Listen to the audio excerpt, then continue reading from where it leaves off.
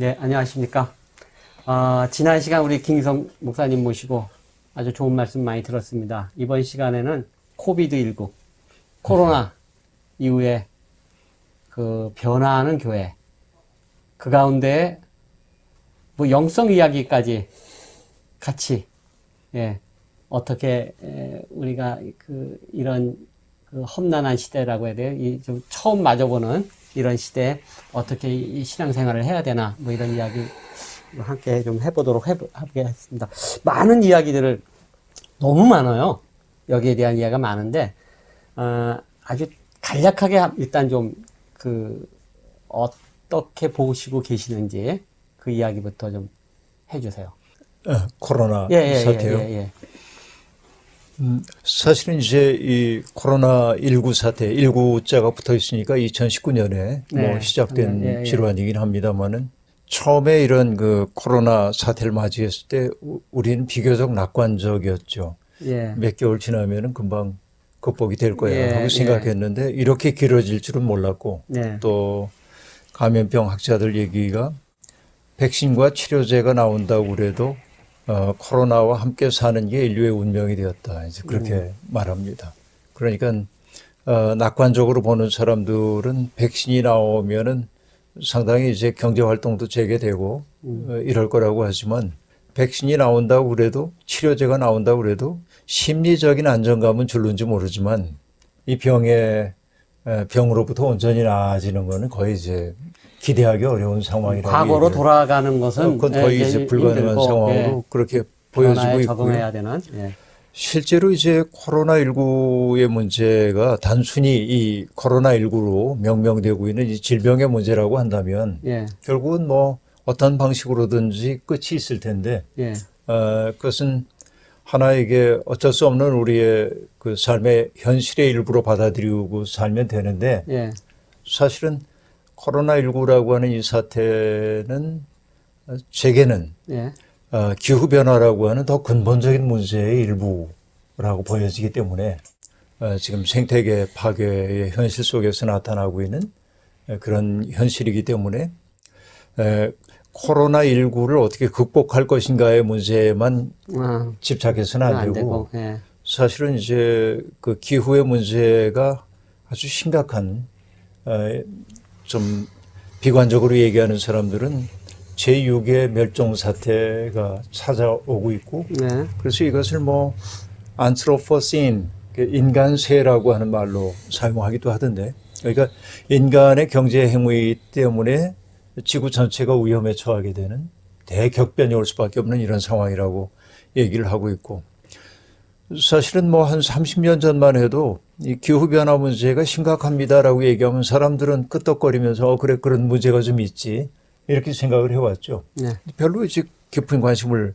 갖지 않았습니다. 근데 최근 몇 년 사이에 기후를 일컫는 용어들이 달라지기 시작하거든요.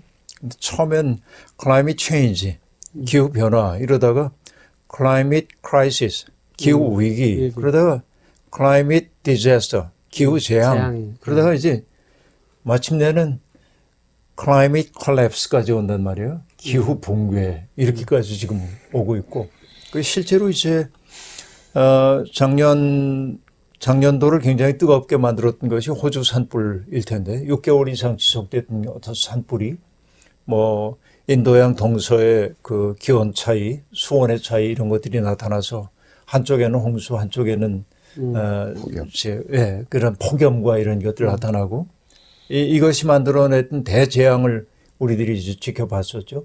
근데 이게 거기에만 나타난 게 아니고 뭐 미국의 서부 지역에 캘리포니아나 오레곤이나 워싱턴주나 이런 곳에 산불이 계속 나고 있는데 이건 뭐 인간의 실화나 방화라기보다는 기후변화가 일으키고 있는 번개가 일으키는 산불로 알려지고 있고 그렇다고 한다면 이건 이제 앞으로 지속될 문제라고 보여지고 허리케인 같은 것들이 더 크게 나타나는 것도 그렇고 사실은 이제 이게 호주나 미국 같은 데는 잘 알려져 가지고 그렇지만 알려지지 않은 그 변화들이 상당히 심각하거든요. 시베리아 같은 데 영구 동토층 같은 것들이 푹푹 꺼진다든지 얼음이 녹아가지고 빙하가 거기 또 산림들이 유실되기도 하고 또 멕시코 시티 같은 메가시티들이 지하수들이 고갈되어 가면서 자꾸 주저앉는 이런 현상도 나타나고 이제 뭔가 막 정말 붕괴하고 있다는 생각이 든단 말이죠. 네. 그렇다고 한다면은 결국 우리들에게는 이 코로나로부터 어떻게 벗어날 수 있을까? 백신이 언제 나오냐 이 문제가 아니고 우리의 전반적인 문명의 토대, 우리가 살아왔던 삶의 방식 이런 것들이 지속 가능하지 않다는 사실을 빨리 알아차리는 게 이 네. 시대의 굉장히 중요한 과제이겠다 하는 생각을 이제 해보는데요. 흔히 그 셀리 백페이가 얘기했던가 뭐 그 대규모의 문제가 나타날 때면은 사람들에게 몇 가지 생각들이 있는데 비관적 생각은 어차피 인간이 노력한다고 해도 이건 돌이키기 어렵다. 그러니까 그냥 이렇게 가는 거야. 이 흐름 돌이킬 수 없어 하는 생각 갖는 사람들이 하나 있고 그러나 또 한편의 사람들은 과학적 낙관론 결국 인류가 여러 차례 위기에 직면할 때도 있었지만은 결국 인간의 지성이라고 하는 게 그 문제를 해결해 왔기 때문에 결국 과학이 문제를 풀어낼 거다라고 하는 과학적 낙관론 이런 것들이 이제 또 있는가 하면 또 하나의 태도는 설사 이것이 돌이킬 수 없는 방향으로 가고 있다 할지라도 또 과학자들이 모든 문제를 풀어줄 수 없다고 하는데 공감하면서 그럼에도 불구하고 우리가 할 수 있는 몸짓은 해야 되지 않냐 하는 쪽으로도 이제 있죠. 어느 쪽을 택할 것인가의 문제인데 전통적인 교회들이 그 우리가 살고 있는 이 세상을 묵시록의 언어로 얘기하면 장망성 아닙니까? 장차 망할 도성. 그러니까 이건 망하는 건 망하는 대로 가야 된다. 이런 쪽의 생각을 강화하는 쪽도 돌아 있는 것 같아요. 문제는 이 코로나 코비드19라고 하는 이 상황이 드러내고 있는 것이 사회에서 가장 취약한 계층들이 기후변화에 가장 취약할 수밖에 없다고 하는 사실을 드러내고 있고 그러면은 이 상황이 이렇게 지속된다고 한다면은 정말 그 양극화는 더욱더 심화될 거고 심화되죠. 예. 고통받고 있는 사람들은 정말 벌거벗긴 상태 속에 내몰릴 수밖에 없겠구나 하는 생각을 우리가 깊이 자각을 해야 할 시대가 아닌가 싶은데요. 예. 일단 그런 생각이 좀 들어요, 요즘은. 네. 네. 이 코로나가 어떤 극복해야 될 그런 것이 아니라, 대상이 아니라, 어떤 그 변화의, 그 뭐라고 해야 되죠? 이제 하나의 그런 표현을 많이 쓰셨어요. 어떤 문명사적 전환, 어떤 그로 봐야 된다. 이것을. 그런 말씀을 많이 해주신 걸 제가 들었습니다. 지금 이제 우리가 이 사회에서 지금 그 코로나 이후에 그 뭐 변화된 거 많이 그 이야기들을 보면은 대부분 경제 이야기예요. 그렇지 않습니까? 코로나 이후에 부동산 가격이 어떻게 될 것인가. 그런데 아까 지금 목사님이 얘기했듯이 부익부 빈익빈의 차이는 더 커질 것이다. 미래 영화 같은 데 보면은 그 없는 사람들은 지하로 들어가잖아요. 그 하수구 밑으로 다 들어가서 뭐 이렇게 그런 정말 이제 어려운 사람들에게는 더 극심해졌지만 이 코로나 때문에 그 부자들은 더 부자가 됐다는 얘기를 제가 들었어요. 차원에서 그 목사님은 코로나가 인류에겐 재앙이었지만 이 지구로 봐서는 백신이었다라는 말씀도 해주셨는데 그 때문에 또 많이 또 곤욕을 또 많이 치르셨는데 한번 꼭 그렇지는 않은데 그 얘기 좀 해주세요. 세계은행 월드뱅크가 리포트한 거를 보면은 지금 이제 빈곤한 사람들은 그냥 이제 놔두고 그 사람들 못지않게 똑같은 절대 빈곤으로 떨어질 사람들이 1억 5천만 명 정도가 절대 빈곤으로 떨어질 거다. 이렇게 이번 사태로. 이번 사태 때문에. 그러니까 절대 빈곤의 인구가 더 상당히 늘어나게 될 거라고 보고 있고 또 하나는 그 때문에 학생들, 학교를 다닐 수 없는 형편의 학생들이 점점 늘어날 거다라고 하는 생각, 또 식량 위기가 올 거다라고 하는 거, 오겠죠, 또 젠더 베이스드 바이오런스, 그러니까 젠더 폭력이 이제 가정마다 나타날 가능성이 이제 많이 있다라고 하는 거, 이미 나타나고 경제적 측면에서 세상을 바라보고 있는 월드뱅크 같은 것도 어쨌든 이게 가난한 사람들에게 코로나19라고 하는 이 상황이 얼마나 아주 절망적 사태 속으로 밀어가고 있는지를 보여주고 있는데 아이러니한 것은 아주 그 사무직 노동자들의 경우에는 그 집에서 일하는 예. 그러니까 이제 그걸 뭐라 그러죠? 재택근무 재택근무. 예. 하는 이게 이제 많이 가능하고 예. 그러니까 어떤 분들은 그런 얘기도 합니다. 재택근무하니까 오히려 일의 효율성이 높아졌다. 예. 비용도 절감되더라. 예, 뭐 그런 얘기 많이 이렇게 하죠. 얘기하면은 앞으로 이제 이게 그 근무의 구조는 분명히 바뀌게 될 겁니다. 예. 근데 재택근무할 수 없는 사람들이 있어요. 택배 노동자라든지 예. 또 저기 마트 같은 데서 예, 캐시어라든지. 캐시어라든지 예, 예, 예. 뭐 물건을 채워넣는 네, 네. 사람이라든지 이런 사람들은 사람들을 대면할 수밖에 없고 네. 위험에 노출되는 예, 사람들이 있죠. 그들이 없이는 사회가 돌아갈 수 없는 형편이 되어버리고 마는데 예. 그래서 이제 이 코비드 19이라고 하는 것이 드러낸 게 이분들 사람들을 직접 대면해서 일하고 있는 분들이 과거에는 부가가치를 많이 만들어내지 못하는 사람으로 어쨌든 취급이 되었지만 네. 가장 소중한 필수 인력이구나 하는 생각이 드는 거죠. 사실은 예. 그렇게 가야 되거든요. 이게 예. 인식이 사회의 인식이나 또 정부의 정책 방향이 그쪽을 강화하는 쪽으로 간다면 대단히 다행스러운 일이고 예. 그러나 이제 이 그 경제적 측면으로만 이걸 접근하면은 해서는 안 되는데. 예. 굉장히 이제 어려운 상황이 네, 올 예. 거라고 보여지고 제가 이제 지구의 백신 얘기했던 건 제 얘기는 아니고요. 예.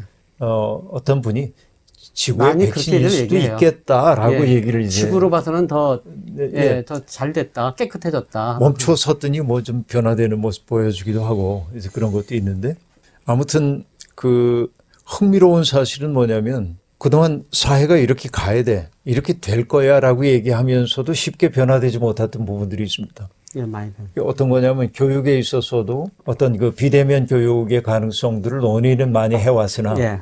실현하기 어려웠는데 한 갑자기 번에 이게 돼버렸죠. 해일처럼 닥쳐온 사태 앞에서 그냥 해버린 거죠. 예. 하다 보니까 괜찮아요. 예. 이게 이런 상황이 지금 왔어요. 대학에서 가르치는 선생님들 가운데 여러 사람한테 제가 들은 얘기입니다만 학생들이 오히려 그 대면할 때보다 학습 능력이 늘어난 친구들이 많대요. 그게 무슨 얘기인가 했더니 읽을 거리를 주고 거기에 대해서 이제 그 응답을 하도록 했기 때문에 그 텍스트를 읽어야 하고 그리고 그것을 자기 글로 조직화해내야 하고 이거를 매주 하다 보니까 한 학기 지내니까 문해력이 훨씬 높아졌대. 글 쓰는 능력도 높아지고. 높아질 수 있게. 그래서 이런 그 어떤 변화된 모습들이 지금 오기 시작하거든요. 예.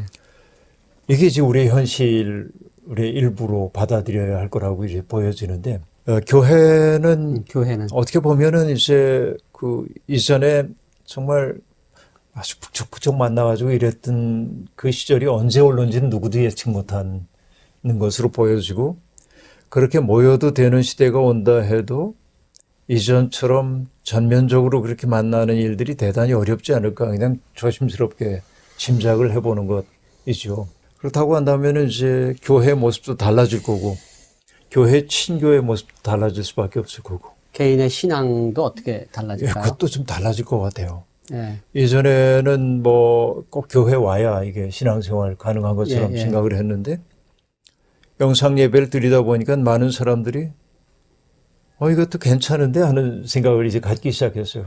두 가지 반응이 있습니다. 우리 교인들을 보더라도 하나는 아무래도 영상 예배를 드리니까 예배의 현장감이 좀 부족한 것 같아요. 이렇게 느끼는 사람이 있는가 하면 또 하나는 화면에 비춰진 설교자의 모습이 자기 1대1로 마주서서 얘기하는 것처럼 보이니까 더 집중하게 되고 그 얘기도 하거든요. 그 사람에 따라 좀 달라요, 이게. 근데 이제 우리가 기독교 사회문제연구원이 그 조사한 바에 따르면은 이 코로나 상황이 끝난다 할지라도 나는 영상 예배에 정착하겠다 하는 사람들이 상당히 많이 있습니다. 상당히 많이 있어요. 이게 이미 좀 편리해진 거예요. 일요일날 자매형만 안 끌고 와도. 네. 영국의 잡지에서 코로나19가 이제 심각한 국면으로 들어갈 때 어떤 분이 썼던 그 칼럼을 읽었어요. 이 칼럼 제목이 뭐 정확하지는 않지만 코로나19로 종교가 디마이스 이제 그 쇠퇴할 건지 아니면 리바이벌 할 건지에 대한 질문을 던지는 글이었습니다. 부흥할 것이다 할 것이냐라는 대답에 yes and no예요. 이분 대답이. yes를 얘기한 까닭은 뭐냐면 1945년에 세계대전이 2차 세계대전이 종료된 후에 사람들이 굉장히 가슴이 황폐해졌는데 그때 황량해진 그 마음을 종교를 통해서 좀 달래기 원해서 많은 사람들이 교회로 왔대요. 서양 특히 이제 영국 교회의 경우입니다만 네. 영국의 경우에 일시적 부흥을 가져왔다라고 하는 게 이제 첫 번째이고. 근데 이게 굉장히 어려워질 거야 하는 측면은 두 가지인데 아주 현실적인 얘기인데 영국 교회를 구성하고 있는 사람들이 되게 노인들이 많은데 이 코비드 19이 노인들의 치명률을 높이기 때문에 이제 노인 교인들이 많이 줄어들 가능성이 예. 있고 그나마 이제 영국 교회가 완전히 문을 닫지 않도록 해줬던 것들이 이주 노동자들이 와서 고향을 떠나왔으니까 교회 안에 들어와서 채워졌는데 새로운 사람들이 들어오지 못하도록 다 네. 장벽을 해놨기 때문에 네. 교회가 점점 어려운 상황으로 갈 거다 예. 하는 얘기. 그래서 끄떡끄떡. 근데 그분 하는 세 번째 얘기는 뭐냐면 종교라는 게 일종의 헤빗이다. 이게 예. 네, 헤빗인데 예. 헤빗이 무너지고 나면은 회복할 길은 별로 없다. 이게 많은 경우에. 그러니까 교회 안 나와도 되는 게 너무 편해졌어. 많은 사람들에게. 예. 그럼 이건 이제 일종의 현실일 거라고 보여져요. 그러면은 교회 나오는 사람과 나오지 않는 사람들이 고착화되어서는 안 되고 안 나오던 사람도 뭐 늘 나오지는 않더라도 어떻게 접속을 유지할 수 있을 거에 대한 고민들. 네. 이 고민들이 왜냐하면 또 교회 꼭 나와야 행복한 사람도 있으니까 나올 거고. 그래서 이 둘이 서로 이제 갈라진 계층들이 아니라 그럼에도 불구하고 가정을 중심으로 예배를 드리고 있는 이들이 어떻게 교회를 중심으로 신앙생활을 하고 있는 사람들과 교류할 것이며 어떻게 하나의 신앙 공동체라고 하는 정체성을 만들어낼 건가. 여기에 대한 고민들이 생겨나고 있고요. 또 하나 매우 흥미로운 지점이 하나 있습니다. 이게 우리 교회의 경우인데요. 이전에는 교회 와야 되니까 거리 제한이 있었어요. 우리가 제한한 건 아니지만 차를 타고 뭐 1시간 혹은 1시간 반. 예. 이 정도 거리에서는 올 수 있는데 예. 더 멀면 오지 못하잖아요. 근데 이제 어쨌든 영상으로 우리가 예배를 전환할 수밖에 없게 되니까 제주도에 있든 뭐 거제에 있든 거창에 있든 뭐 미국에 있든 다 동참할 수 있는 거예요. 그 많은 사람들이 청파교회 교인 등록하기를 원하는데 그분들이 그렇게 멀리 있는데 해외에 있는 분들도 이렇게 이상한 교회가 되고 있어요 지금 이게. 그래서 이제 이게 교회 형태의 변화는 불가피하겠다 하는 생각. 근데 문제는 저는 답이 없습니다만은 금방 얘기했던 대로 교회에 늘 출석하는 사람들과 또 그렇지 않은 사람들이 어떻게 떨어져 있지만 연결되어 있다는 이 교회의 정체성을 어떻게 유지하고 느낄 수 있도록 해줄 건가. 이게 이제 고민거리 가운데 하나입니다. 그건 교회 입장이고요. 반대로 네. 신앙인들은 어떻게 음. 해야 되죠? 그러니까 신앙인들은 어떻게 변화하고 음. 어떻게 신앙생활도 변했잖아요, 지금. 네.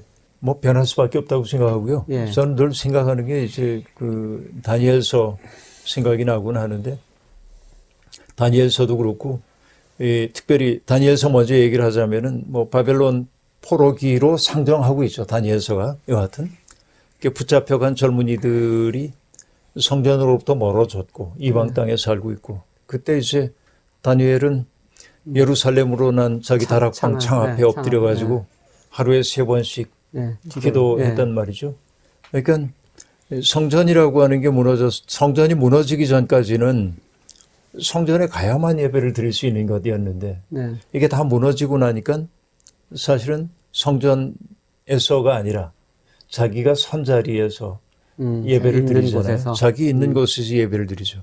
그러나 그들이 자기들이 있는 곳에서 예배를 드릴 수 있었던 것은 뭐냐면 성전 예배에 대한 기억이 있었기 때문이에요. 저는 이게 매우 중요하다고 생각을 해요.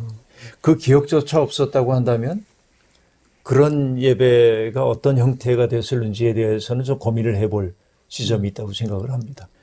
함께 뭐 예루살렘의 경우에는 성전으로 올라가면서 순례자들이 함께 노래를 부르고 그 앞에서 그 찬양대가 노래를 이끌면 거기에 응답하고 했던 그 기억들이 인간은 이제 기억의 존재니까 그 기억이 있었기 때문에 그날을 생각하면서 예루살렘을 바라보면서 기억의 장소죠. 예배를 드릴 수 있었던 것처럼 앞으로 교인들은 바로 자기들이 서 있는 삶의 자리가 하나님 계신 곳이라고 하는 보다 더 깊은 일상적 삶 속으로 들어가야 할 때가 왔다는 생각이 드네요. 네. 그런 식으로. 네. 네. 그 이번 시간에는 코로나 이후에 어떻게 변할 것인가, 또 어떤 기독교적 영성이라는 게 과연 무엇이고, 어떻게 우리가 그게 접근해야 될 것인가, 뭐 이렇게 간단한 이야기를 해보았습니다. 목사님 감사합니다. 이렇게 네. 긴 말씀 해주셔서 감사합니다. 고맙습니다. 네.